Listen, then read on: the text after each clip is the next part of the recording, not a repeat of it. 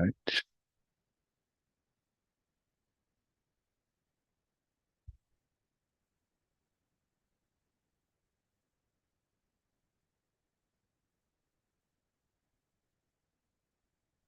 All right. Hey, good morning, everybody. I'll get these off.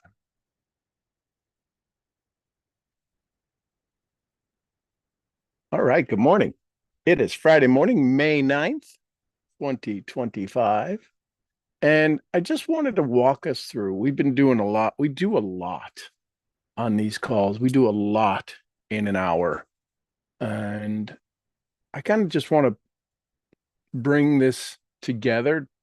By no means bring it to an end, but I just want to bring it together and help you anchor in some of these internal shifts that we've been talking about. Let me make sure I'm unmuted. Yep. So we've spent the last handful of days talking about shame. And the question is, if today is a day we decide to be authentic and step into our possibility, then we've got to really understand what we've done, the steps we've taken, the quantum leaps we've taken, right? What good is a breakthrough if your system doesn't know how to deal with it, right? Think about this. If you've seen any documentaries on people in the States, I don't know about other countries, but people in the United States, when they win the lottery, typically they wind up in very short order with less money than they did when they started, before they played the lottery. Why? Because their system's not ready. They have this breakthrough. They have this monumental breakthrough of having access to funds, to money. And what happens is that their system isn't ready. Literally, their nervous system. Everybody thinks they could handle money. The reason that we struggle with money is because there's a part of us that knows we may not be able to handle. Oh, I'll be able to handle it. I get it. You will. So this week we've slowed down some, and we've worked on the shame loop. And we've talked about the second before it happens, the microsecond before it happens. You met the false self, and that built the shame, right? You've taken back your voice, and you've remembered that shame. You remember the self that buried the shame, right? No, that's not me. That's not who I am. And in reality, it was. So here's the thing most people miss. Breakthroughs require follow through. Identity isn't in a moment, it's a momentum. Let me say that again.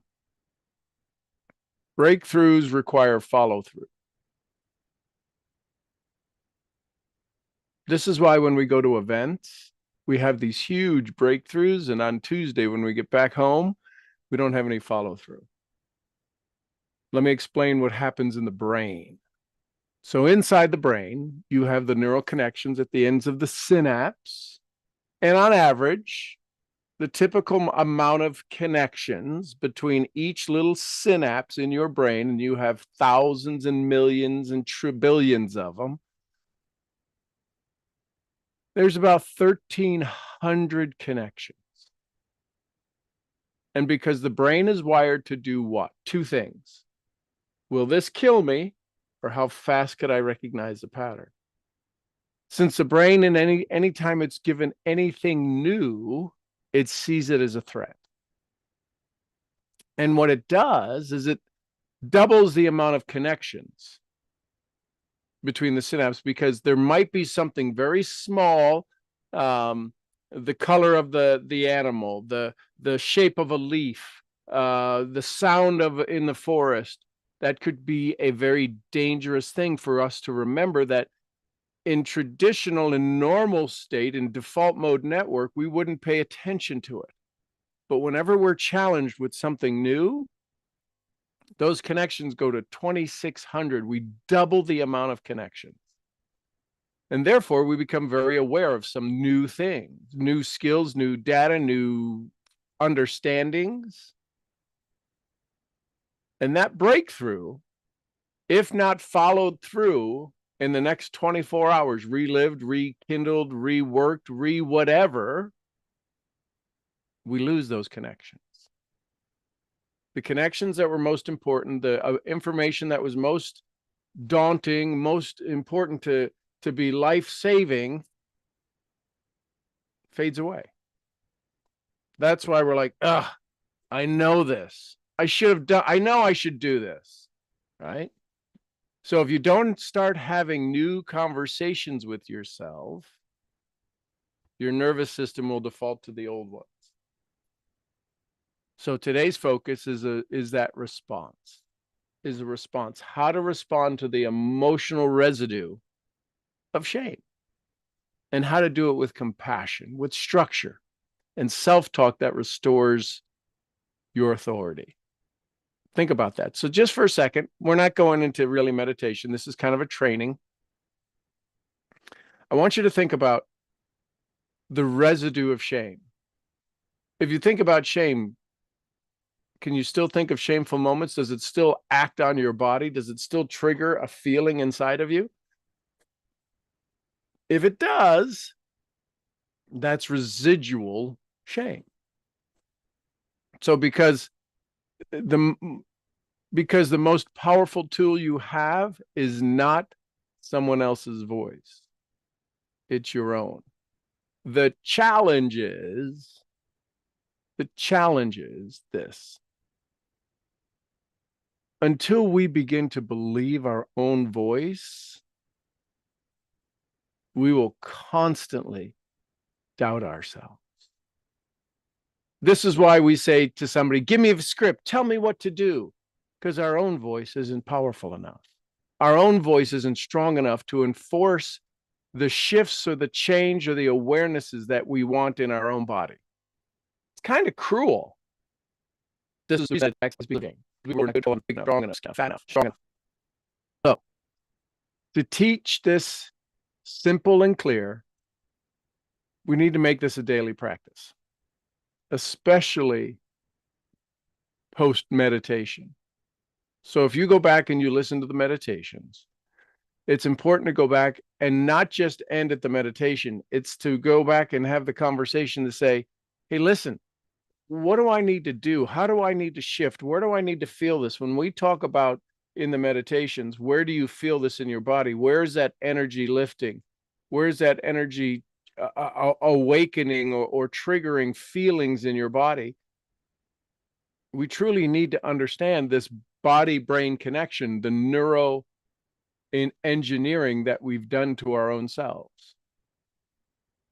So let's name it without blame. So let's have a conversation. I'm going to give you some self-talk. You may want to write them down. You don't have to. Shame dissolves when witnessed without judgment. Here's the big challenge. If we're having a conversation with somebody, I'm going to go to network marketing. It's something I've done for the last 24 years. And we talk to somebody, hey, do you have as much free time as you want? Listen, I used all of these. Do you make as much money as you want? That is shame being witnessed with judgment. And we wonder why people don't say yes to us. They can't. We triggered their shame monster and it's 700 feet tall. So shame dissolves when witnessed without judgment. So how do we have a conversation without judgment? We keep it light.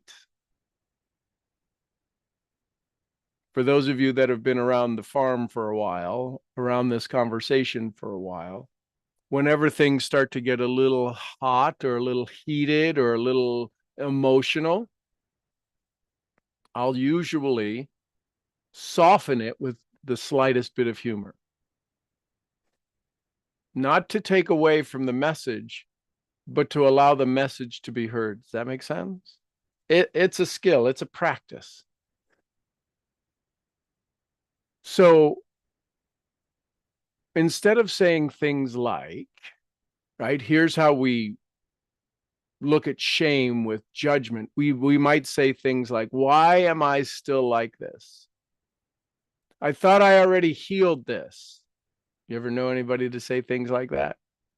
So instead of those, right, you typically hear me when somebody has a phrase, I'll usually give them a different phrase that allows them to look at, oh, I don't know. Well, I'm curious to find out, right? So instead of saying things like, why am I still like this? Or why haven't I thought I healed from this? Become aware. Speak the truth. Say something to the effect of, this feels like the loop again.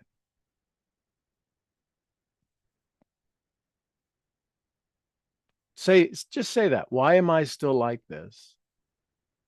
Let that settle in. We're not even sure what we're talking about, but that feeling, those phrases, those words are a recipe for shame. Why am I still like this? Now just say, this feels like the loop again. Just say that. This feels like the loop again. Do you feel how the energy shifts? How the brain says, oh, we're in inquiry mode, we're in thinking mode, as opposed to activating the amygdala and going into shutdown mode, right? When your amygdala activates, you shut down 25% of your cognitive ability. You instantly take a stupid pill of about 25%. That's kind of cuckoo for Cocoa Puffs, right? How about this one? How about saying this one? And these you might want to write down. This feels like the loop again. Here's another one. That old story just showed up. I see it. That old story just showed up. I see it. Doesn't that feel more empowering? How about identifying or noticing or acknowledging where you feel the shame? Maybe it's, I feel shame in my chest right now, and that's okay. How about if we added, I feel shame in my chest right now, and I love that. You follow me? Do you see what happens? When we start to give things a name in negotiation with Chris Voss, right? The thing they do is they name the emotion. It sounds like, it feels like you're upset, right? This is in negotiations. You label the current state. And when you do that, it brings it down from this global thing that has no definition into this thing that we've identified that we can now do something with. Right? So again, instead of, or when you recognize you beating yourself up with shame phrases like, why am I still like this? Or I thought I healed from this, or how long is this going to take? Take a breath and say, hey, this feels like the loop again. And even if you put a smile on your face, practice that now. I want you to practice that now. Put a smile on your face and say, hey, this feels like the loop again. Do you feel the shift in your body? Do you remember when we did the exercise? We just did this and this, right? For those of you, you can practice it at home. You can do it. You can try it. Hold your hands like this for a few seconds. Notice your breathing. Notice the way the breathing feels in your body, and simply turn your hands over, palms up. You'll notice something in your respiration. You'll notice something in a shift in the way that your lungs and diaphragm and everything move. And then you turn your hands back over and you'll feel it change again. I'm not going to tell you what it does or how it does it, but simply by opening and physically, right? Physiology, focus, language, and meaning, the physiology of our body can change the way our body acts. So when you put a smile on your face, if you say, hey, it's okay to smile, even if it's a fake smile, your body says, oh, we must not be in danger. I can allow you, the owner of the body, to think. And thinking is key. Just make sense? So here's the sample phrases. Hey, this feels like the loop again. That old story just showed up. I see it. I feel shame in my chest right now, and I love that. Use naming as a neutralizer, not an indictment. Right? Use naming as a neutralizer, even when you're having a conversation with somebody. You sound mad. You sound frustrated. Yeah, I'm frustrated. You can now have a dialogue around helping to reduce, remove, switch, change, transfer. But if you just keep talking into the abyss, if you're looking at sales, right? What's the best frame of mind for your customer, your avatar to be in? What's the best frame of mind? Focused on their health? If they're focused on their health, chances are there's going to be a little shame involved. Focus on their wealth, there's a chance there's going to be some shame involved. Focused on their relationship, there's probably going to be a chance there's going to be a little bit of shame involved. Listen, this is one of those things that echoes everywhere, right? So now we've named it. What if we began to have, I want you to think of your best friend, and your best friend just had something kind of highly emotional happen to them. And you know it's time to be a good friend. Do you try to fix them, or do you sit and listen? Do you try to tell them what to do, or listen to the conversation and be present with them? So here's a dialogue with compassion you might use to say to yourself, right? It's to teach you. Here's a phrase you might want to think about, something you might want to say to yourself regularly. Rebuild this framework inside your mind. Because when we activated this awareness of shame, you started to see where shame is everywhere. So the question you might say, or the statement you might say, hey, listen, you're not broken. You're integrating. I'm not broken. I'm integrating. Just say that. I'm not broken. I'm integrating. Doesn't that have a little bit of pizzazz to it? A little bit of strength to it? A little bit of confidence to it? How about this? My job isn't to eliminate the loop instantly. My job isn't to eliminate the loop instantly. It's to reassure the part of me who used it to survive. Think about that. My job isn't to eliminate the loop instantly. It's to reassure that fragile version of me who used it to survive.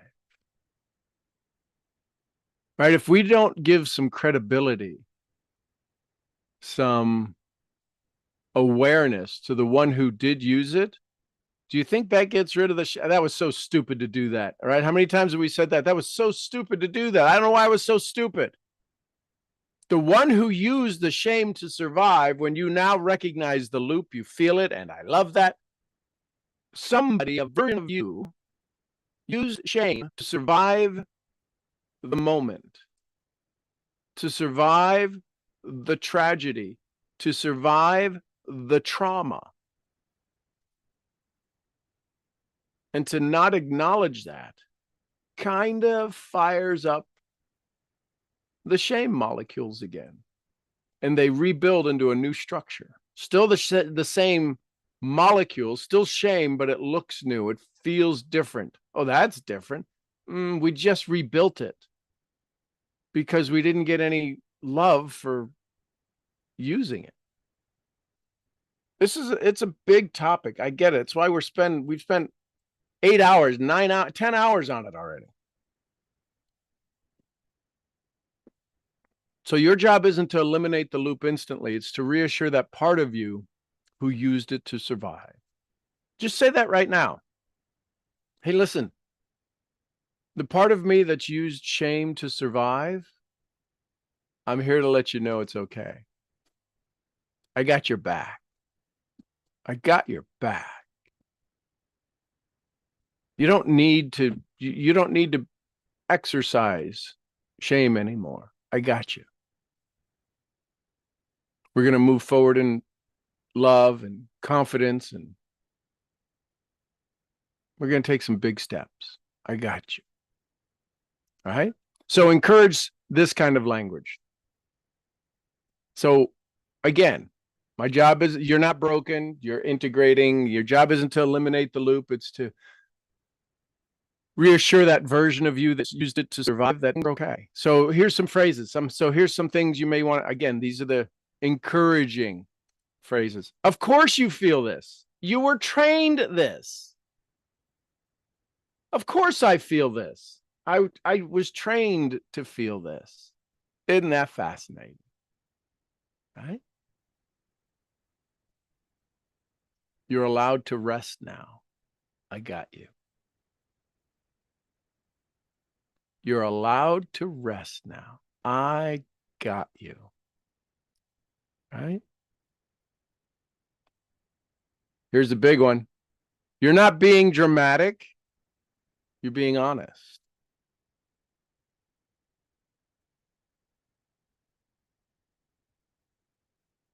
So ask yourself this question. How does the young me need to hear in this moment? That younger version of you, the one where shame began its installation, its download, its upload into your system. How does that young version need to hear in this moment? Is it hearing it as a threat? How many times, I know this to Mason a lot. You'll understand this when you get older. You ever hear that? Anybody ever hear that phrase? You'll understand this when you get older, when you're more mature. Right now, you're more mature. You're the one awakening to your shame. But the one who doesn't know it's not their shame, how do they need to hear this message?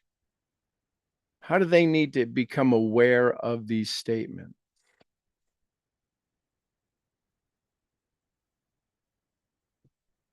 Just think about that. How does the young version of me need to hear this? So let's look at installing a new narrative. What's shame's biggest lie? What do you think shame's biggest lie is? Here's what I think. Here's what I think shame says to all of us. This is just who I am. Shame's biggest lie is, this is just who it's just who I am. I can't help it. So in this dialogue that we've been having for the last 8 days, you've been helping yourself. I've been giving you some suggestions, some guidance, helping you rewrite this. So now let's install the self-talk, the brain talk that creates the internal congruence with this version of you that you've remembered, the remembered self, the one that was originally the core of who you are. Right. So we've been rewriting this. And so now we're going to install some self-talk, brain talk, so that you can have this conversation with this remembered version of you. So here's a couple of examples. This may feel unfamiliar, yet it's true now. This may feel unfamiliar, yet it's true now.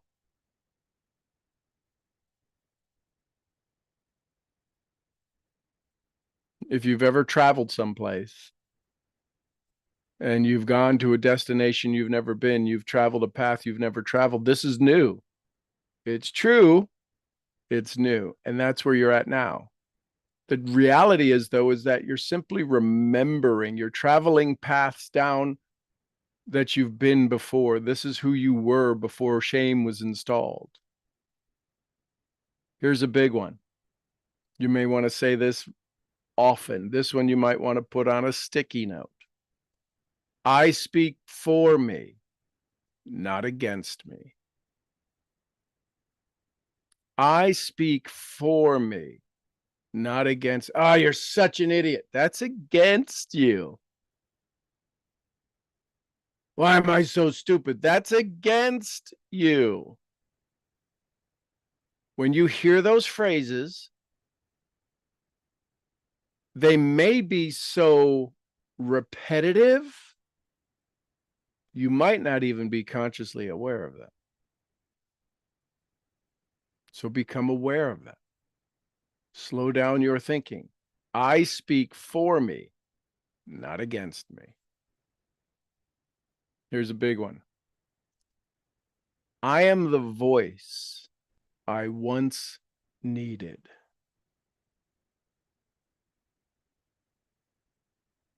I am the voice I once needed. There was a time where you were going to stand up for yourself, but you thought better of it. You didn't have the skills, or you weren't prepared for it, or you didn't know how to respond in a way that didn't create more chaos and pandemonium. You were speaking from the wound. You were going to respond from the wound, and now you can respond from the scar. I am the voice I once needed. And here's another big one. This identity is mine by choice, not survival. This identity is mine by choice, not survival.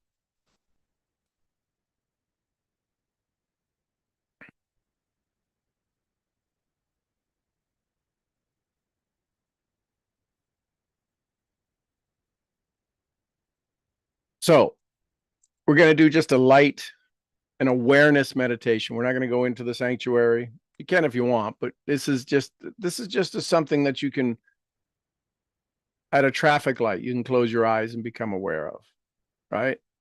If you're sitting down to start to do work at your computer, you can ask yourself these questions. So I want you to bring your awareness to your chest, right? Your heart and your throat, right? That's your chakras, centers, and your solar plexus, right? Your gut. So just bring your awareness there. Just notice it. You can touch them. There's my throat. There's my heart. There's my solar plexus, my gut. Where is shame still living in me right now? Not to fix it, just to feel it. Is shame living in me right now? You may feel it as a deep residue. You may feel it as a current that's running underneath something. You may feel it as that muscle that's down deep that you can't quite massage from the surface, but you know it's in there. When you start to move, you feel the shame move. You'll gently place your hand over that area, take a breath, and silently say, I see you. I feel you.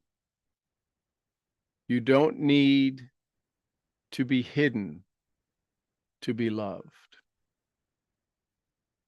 I'm not here to shut you down. I'm here to listen.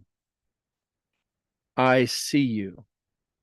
You don't need to be hidden to be loved. I'm not here to shut you down. I'm here to listen. I see you. You don't need to be hidden to be loved. I'm not here to shut you down. I'm here to listen. What does that feel like when you say these things? The authority that you give yourself.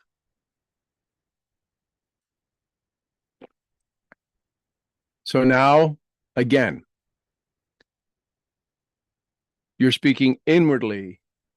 This is to the one who carried the shame. You, the one who's aware of it right now, doesn't have the shame.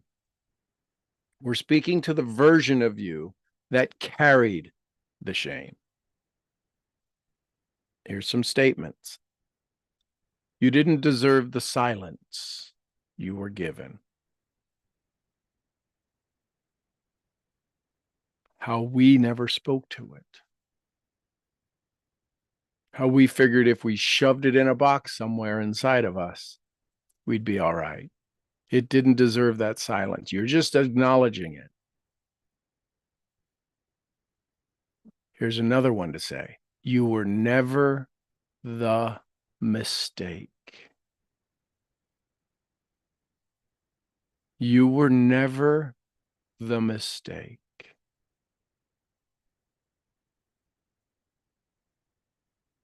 I'm so sorry no one saw you sooner. I'm so sorry no one saw you sooner. Here's a big one. You are safe now, and you belong to me.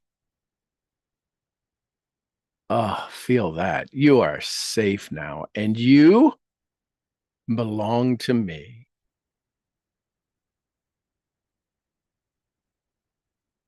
Now bring in your current self, the one who showed up this week, the one who remembered. Let that self speak now. This version of you, the one who's listening to this, that showed up to this meditation, say these words to your energy. I will speak gently to those echoes inside me. I will speak gently to those echoes inside me. I will not abandon myself just because shame feels familiar. I will not abandon myself just because shame feels familiar.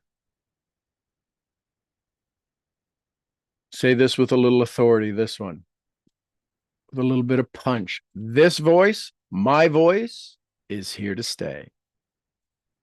This voice, my voice, is here to stay. One more time. This voice, my voice, is here to stay. Let that voice anchor in. Hear that voice. Hear the sound of it, the tone of it, the tremble of it, the flow of it. Say these words. I am not what shame built. I am what presence revealed. I am not what shame built. I am what presence revealed. I speak truth over where shame once lived, and now I lead. I speak truth over where shame once lived, and now I lead. One more time. I'm not what shame built. I am what presence revealed. I speak truth over where shame once lived. And now I lead.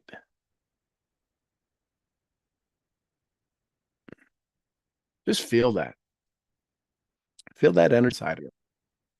Questions, comments. What's some takeaways? What's some ahas? What's some awarenesses? Tomorrow we're going to go into part 1A or part 1B of shame and see if we can't get through section 1 tomorrow. We did 2 hours last Saturday. Hopefully, if it takes 2 hours, it will. But I want to be valuable. I want to bring value to your time as well. Questions, comments, thoughts? Good morning.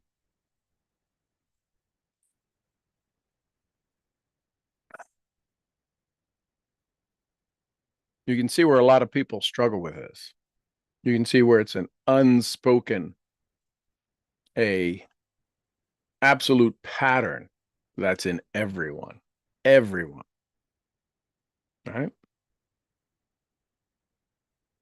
My biggest challenge was, I remember one of the days in school, it was 6th grade, and the cows had gotten out, and I had to put on my big rubber boots, and I went to school in my big rubber boots. Well, they make a lot of noise if you've ever worn big rubber boots.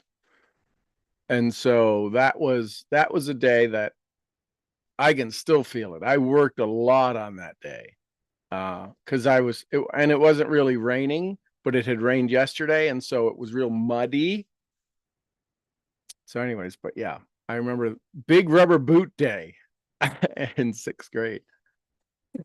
But these are things that where shame got installed. They just happened. So, good morning, good morning, good morning. Let's go to Serbia. Hey, Alex. Hey, Jay in the house. Good morning. Good Dobro jutro, morning. kako si? Dobro jutro, hvala. Izvanredno. Okay, Vredno. I'll walk through the fire for everybody here. Here's a rebus for you. So out of the 6 pillars, 5 plus faith, Mhm. right, that you Yep. propose, the only one where I could see challenges is the body pillar. Reason is they gain so much goddamn weight. Mhm. Okay. Now, what's the thing? So this is where it's interesting to me as well, and that's why I wanted to discuss it with you. Since it all starts with the mind, and I have a pretty positive picture of myself in my mind, Mhm. not to be quite frank, but to be quite AJ, I do have a pretty positive picture in my mind of how I look to myself. Mhm. I look pretty good to myself. I feel good. I look good, right? There's definitely excess weight that would be beneficial for me to kind of maybe lend to somebody else or something. Mhm. Right? So leave it somewhere. I'm not gonna say lose it, Right. but kind of store it somewhere else, not Yep. in here. But this is where the challenge is. I know that it would be good for me to kind of lend that weight out somewhere else. But on the other hand, I also feel very good about myself. So to some degree, the shame kicks in Mhm. sometimes because I can't fit in t-shirts I could 2 years ago. But then again, on the other hand, I don't feel how should I put I don't feel fat. You know what I'm trying to say?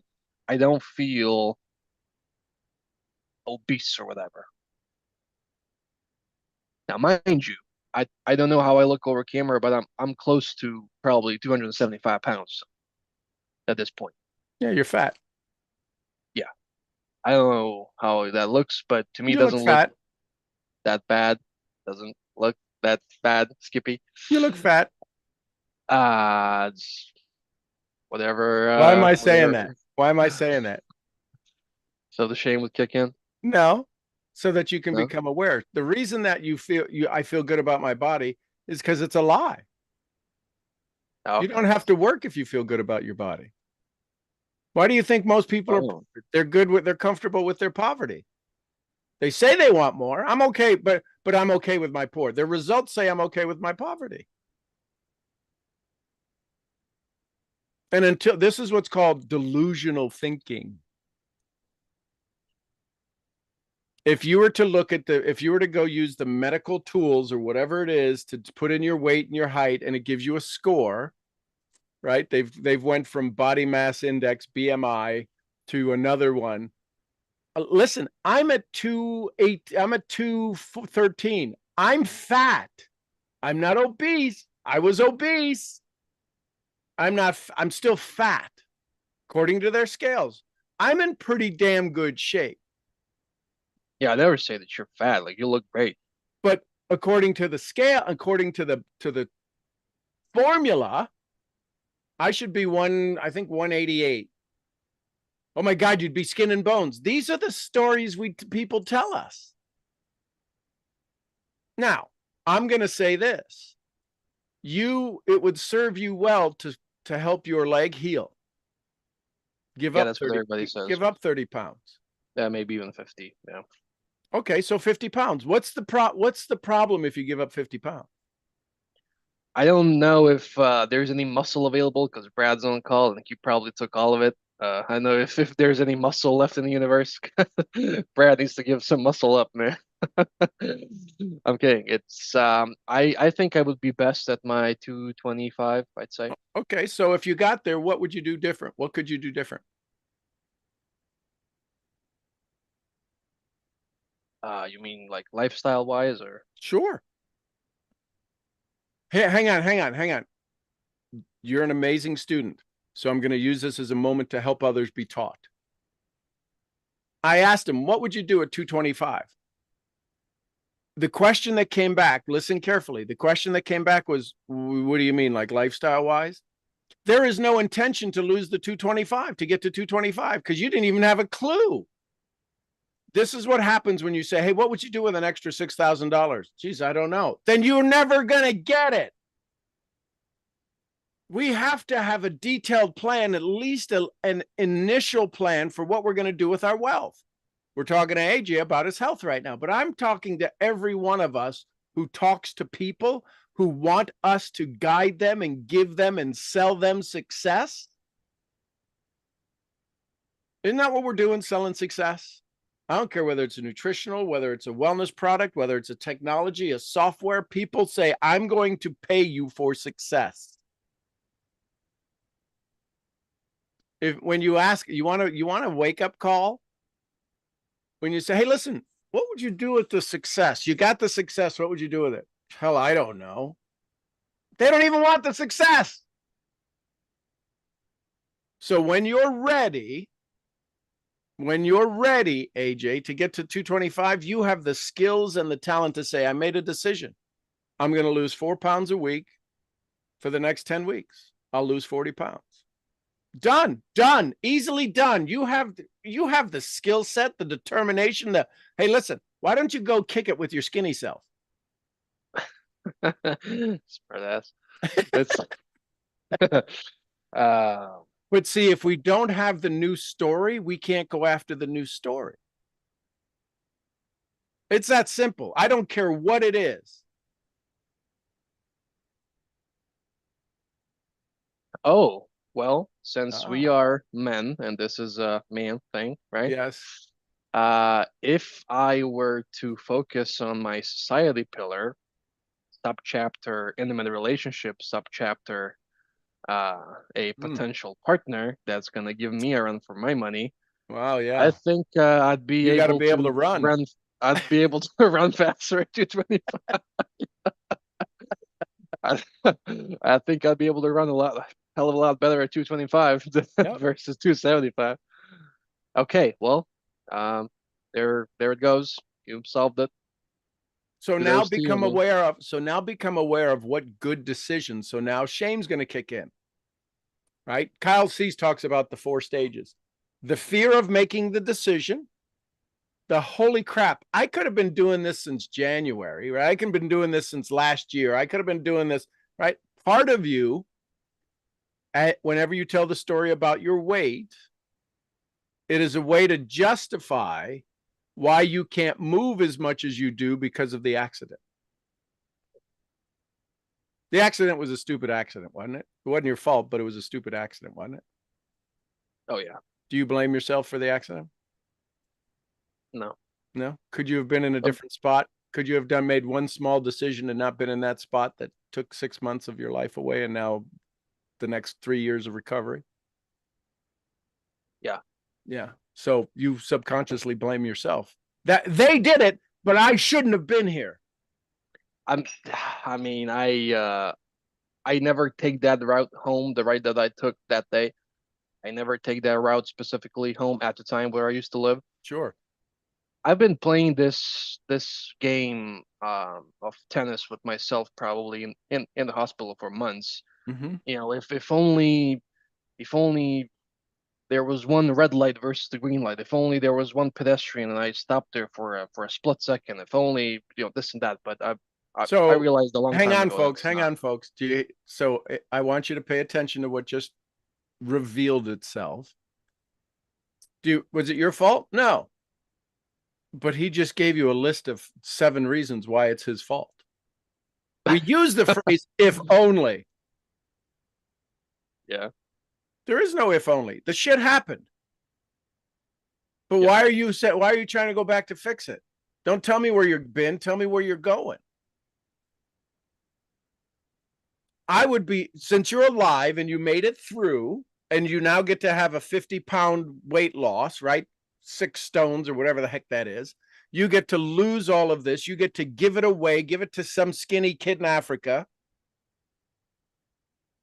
Why not say, I am so excited about my new story, as opposed to ping-ponging it back and forth? And those are only the stories you're just telling us about, not the 1,000 other stories of then getting mad and angry and frustrated and causing your healing and the wound to reopen. And well, it was getting better, but I don't know why. We have to now go back and do something to it. All of this that happened. Dude, you have a story. You're 1 in a million. You're the 6 millimeter man. Freaking own it with the chopped meat leg. It's not going away. It can all go away. It goes away the second you say, and I love it. The 275 is the pain you're making yourself, is the punishment for missing that one red light or not stopping for a pedestrian. That's you punishing yourself. But yeah, but the drugs and the this, yeah, whatever. How's that working for you? You've not been on the drugs or the whatever for 5-6 months, so get over it or not. Either way, I'm okay with it. But you can't tell me you want to lose weight anymore unless you make the decision today. You make the decision, then done. Now I'll ride you on that decision.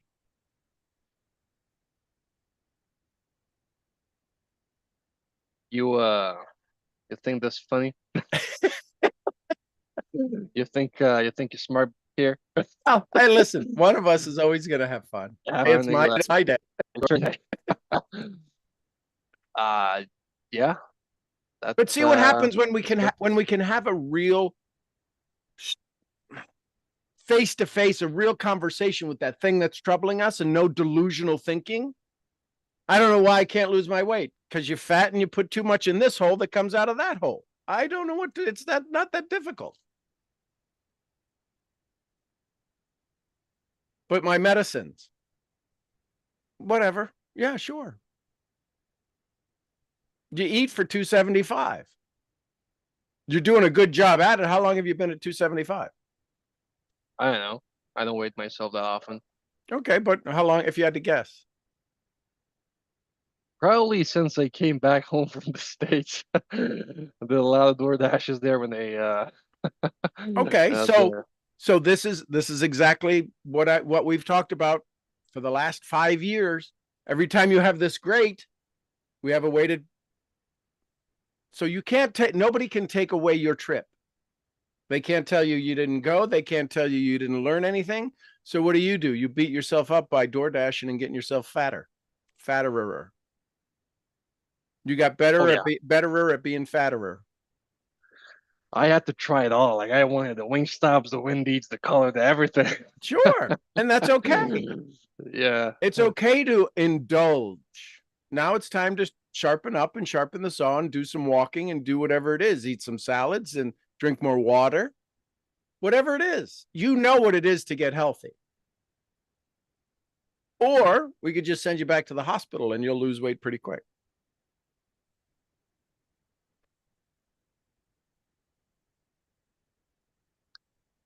Okie dokie.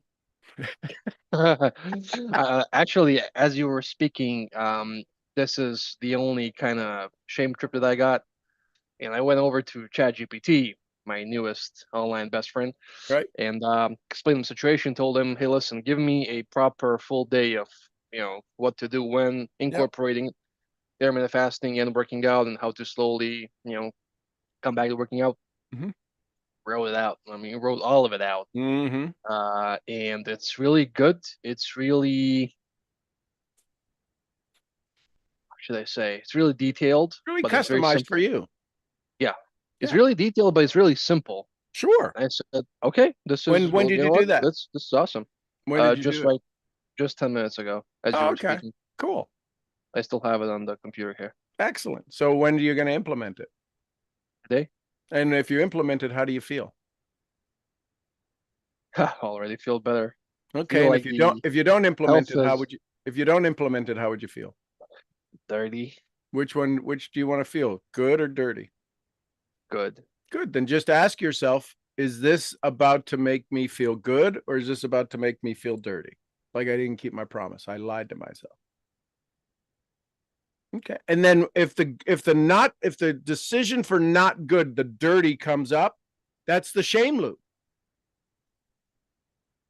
Oh, so if I think about, okay, let's have McDonald's or let's have a home cooked meal, and I choose McDonald's, Say, well, okay, so that's McDonald's. Okay, I'm okay with McDonald's. I understand it. It's not going to kill me today.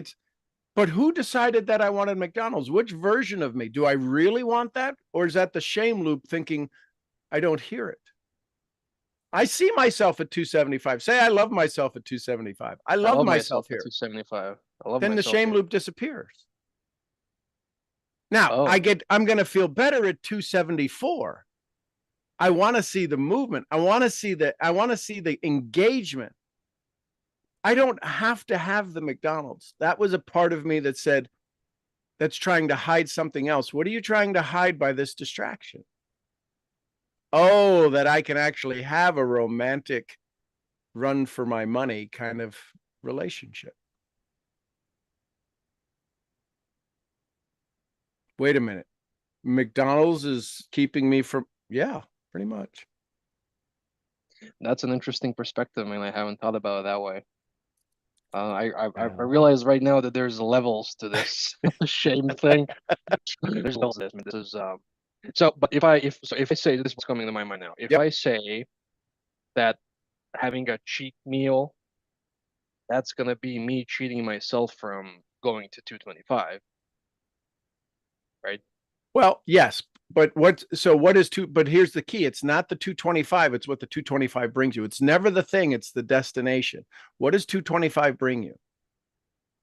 Brings you discipline, keeping your word, and stepping into a new version of you. It's not a cheat meal. You're cheating yourself out of keeping your word. You're cheating yourself out of, here's the big thing. You know how I always go to the emotional thing, right? Could you imagine? I want you to think for just a second. Play along with me. You find the love of your life. Absolutely dots all the I's, crosses all the T's, puts all the punctuation, exclamations. The person who just absolutely turns your crank like nothing you could have ever imagined. And you're on your deathbed. And because of this cheat day, you die a day early. That's all. It's 100 years from now because of technology and medicine and everything else. But because you had this one cheat day, you are one day less with the love of your life. You okay with that? Yeah. Well, probably not. So Yeah. because here's the thing, because we are so conditioned to the instant gratification, We don't know how to delay gratification. Here's the thing. They've done studies. Imagine this. If I gave you a chance to make a choice, $5 right now or $10 in a week, which would you take? I'd wait, take $10. Okay. $100 now or $1,000 a year from now. Oh, I want to say $1,000 a year from now, but I'll probably take the 100. Right? Because it's a 10x, 10x. But we can't wait that long. We have to play the long game. We are playing the instant game, which is why so many people in a scratch off lose. They are scratching off their life every day. Oh, I wonder what's going to happen to me today. They're playing a freaking lottery instead of building their bank.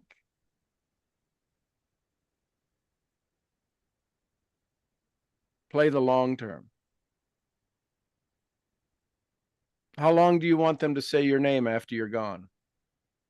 Most people, it's about a month. How long do you want your name to be said?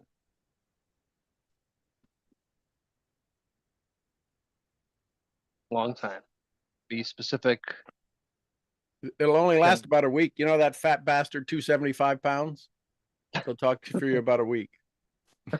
But what you did on the journey to lose the 50, to give away the 50, the determination, the example you came, the impact you gave. Do you know how many kids are there fat kids in your country?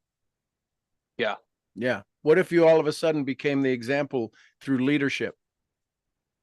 And when you rolled up your pant leg, they all screamed and went, right? When you went to the schools to do the trainings and the teachings about discipline and determination, and why your country needs them to step up. We don't need outsiders to fix Serbia. We need you. I need Serbians to fix Serbia. And you're the one that leads that. And you show them your before picture. It's going to have to be really big because you were super fat. And then you show them this after picture. It's really small because you're super skinny.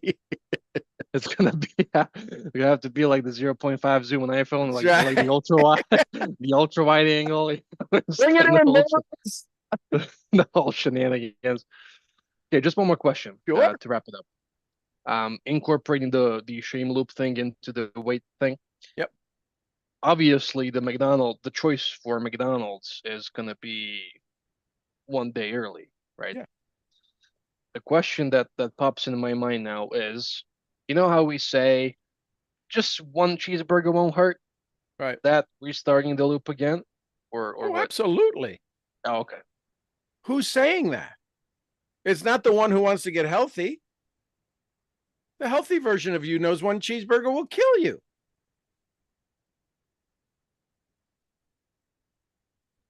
Okay. I give it that. Just so And that's how fast it works. For you to, after what you've been through for the last 10 hours, for you to ask, you got to ask yourself right now, who just asked that fascinating question?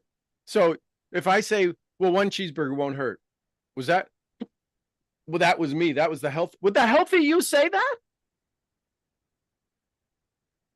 Would the healthy you say, the healthy you, the 225 you, well, one cheeseburger won't hurt? There's not a snowball's chance in Hades it would say that.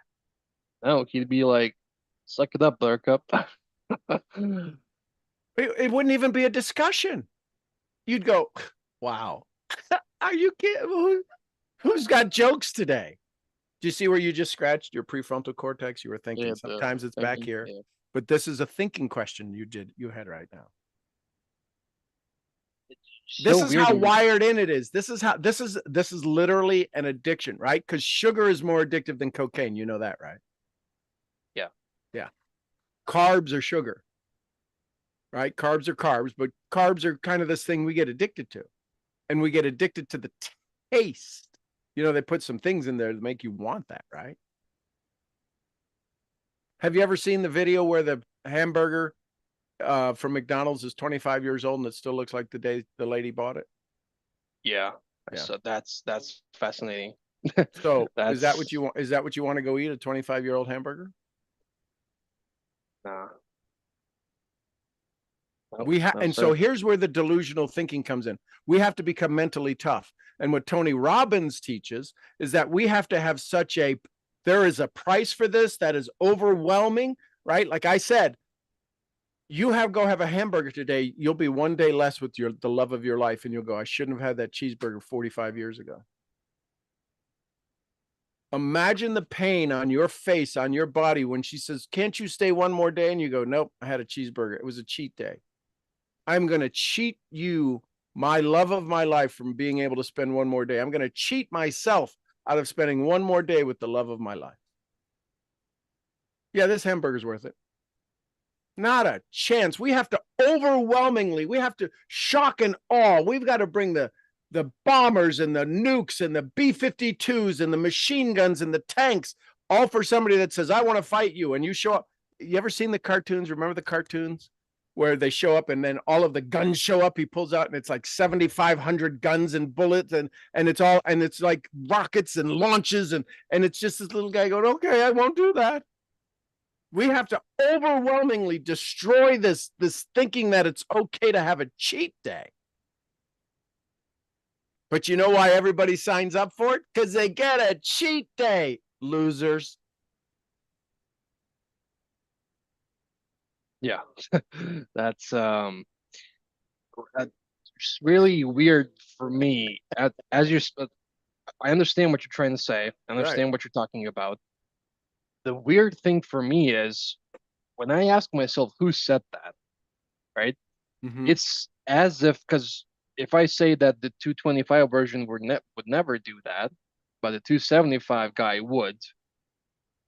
So it's as if I was ashamed to lose the weight versus stay in there. Right. That's the part that's just like, what the hell?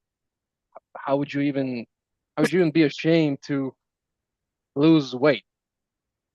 I mean that's just I don't I don't know how that works, man. I mean, why would So, well, the key is that's how powerful, that's how much shame was built into you. So you have to say, I'm not what shame built. I'm not what shame built. And to that shame version, the 275 say, hey, listen, right? I see you. You don't need to be hidden to be loved. I'm not here to shut you down. I'm here to listen. Tell me why you so ask this conversation right now. Tell me why it's okay to have a cheat day. As a 275 person who wants to lose weight, I get it. Why are you asking me? Why are you saying it's okay to have a cheat day? I'm just curious. And literally have this dialogue, have this inquiry, not an inquisition, have an inquiry.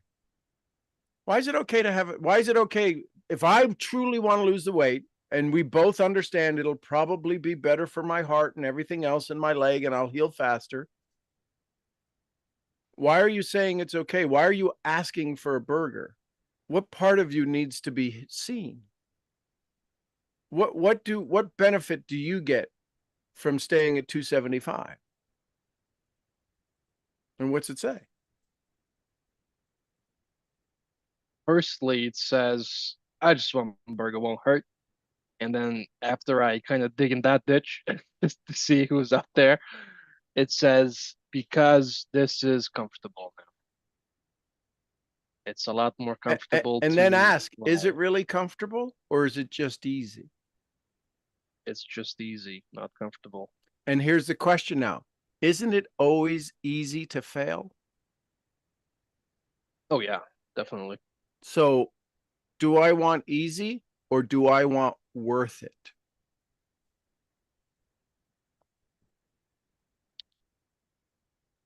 Worth it. Yeah, because the challenge is that we go easy, hard. I don't want hard. I don't want hard. I look at my Whoop and it tracks the strain on my body. And I've told you guys this, the strain on my body is normally 14 on a daily basis. Since before the ranch, getting things prepared, but getting things now because I have some space and time and some tools to get some things done on the ranch, my average is 19, which is yesterday was 27,000 steps. My average daily steps is 17,000 average. Now, that's not easy. But I can tell you this, it's worth it. And the reason it becomes worth it is because now I'm putting down grass, I'm putting up fencing. I get to see, you put down grass, you don't instantly go get a burger and go, oh, that was so good. You put it down, you got to cover it up, you got to water it, you got to take care of it. And then eventually 80 to 90% of it comes up. It's worth it. It's worth it. So it's not hard, it's worth it. If it's hard, listen, I'll be the first one to not do hard. I will beat you to the I ain't doing hard line in an instant. So rather than, well, is it easy or is it worth it? Is it worth staying 275? That's not worth it. But it's easy. Is it worth it staying poor? No, it's easy. So we have to ask, what is my worth it conversation? What is my worth it focus? Does that make sense? It does, since you were a good Samaritan enough to leave all of your work on YouTube. So the other night I went on your YouTube channel and I clicked on the oldest filter, so it came, from bottom to top. Yep. And I gotta say, Skippy, you looked like hell 15 years ago. You look now at 59, 10 to 50 times better versus what you looked at. What was that gonna be, 45? Mm-hmm. It's just so interesting to me. And I thought about that as well because you were fatter. Your hair was not as good, and you just looked like hell, man. Yeah, no, I You listen, look like hell. you could never hit me with anything because it would go in orbit around me. I had my And own gravitational field. right now, you look 100 times better. And I just was thinking about this thing that we just discussed even the other night. And I was like, what the hell's that guy doing? He must be taking some steroids. I'm kidding, but I I was like, well, yeah, that's and by the way, everybody knows that as you grow older, it's more challenging to, get your body to be how you want it to be. Right. So I'm like, you little bitch. I'm 23 now. I'm turning 24 in 2 weeks. I'm still in my 20s. Like I'm pumped with hormones and whatnot. I can do this easily. This is not going to be a challenge. So it comes down to decision. Do I Yeah. have to work harder? Yes. Now, do I have to work harder today than you do? No. Because I got there. You just got to get there. Here's the thing. One of the last things was it's not about the moment, it's about momentum. It's not about the moment, it's about momentum. So what can we do to begin? That's why we can't stop. Cheat days stop the momentum. I can't understand a cheat day. I just don't. It doesn't make it. I don't know how it doesn't make any sense in the brain. Not one. There's nowhere where you can give yourself a rest, not a cheat day. You're saying it. I'm okay with cheating.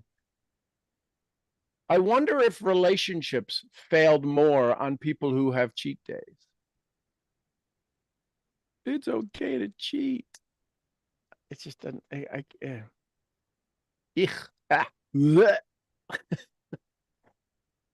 Love it, brother. Congratulations on your continued effort. Anyone else? Last thoughts, comments, questions, takeaways, take with you. I'm gonna go home and lick the wounds now. See ya. See y'all in a bit.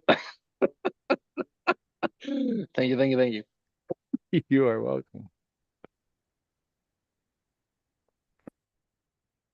All righty. I love you tons. Tomorrow morning, 8 a.m. If you've got the skin for it, we'll continue to go into a little bit more of the shame, and we'll go a little bit after we'll recap the 5 loops, the shame loops. And that video is from last Saturday, but we'll recap the 5 loops and we'll go a little bit deeper into understanding shame and how to just begin to have a conversation with it, right? You're literally dealing with an addict. And what an addict, the first thing any addict has to admit is that they have an addiction. And shame is a tough one to say, oh, I don't shame myself. That right there is the beginning of shame. So we'll talk more about that. I'm your head brain training. Let's go find our 225 version of ourselves. I'll see y'all where? The next Okay, event. next At event. the next event. Somebody give me some Costa Ricas. Pura vida. Pura vida. We love you, Mark. And some Lydias.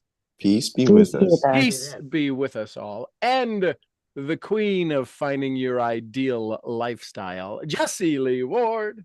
Boss Uh-huh. Lee. Boss Lee, we love you, girl. A little white, fluffy. Gurgly, gurgly, Gurgly, gurgly. We love you, Fee. All right, everybody, go have some fun. We'll see you tomorrow morning. Bright-eyed and bushy-tailed. Bye for now. Peace, family. Thank you. Thank you, guys. Do, do, do, do, do, do.